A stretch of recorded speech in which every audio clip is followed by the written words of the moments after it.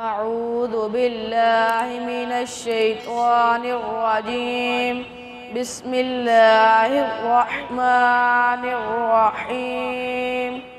رب المشرقين ورب المغربين، فبأي آلاء ربكما تكذبان؟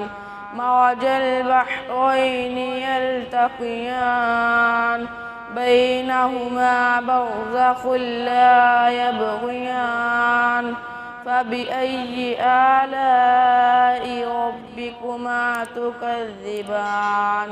يخرج منهما اللؤلؤ والمرجان، فبأي آلاء ربكما تكذبان؟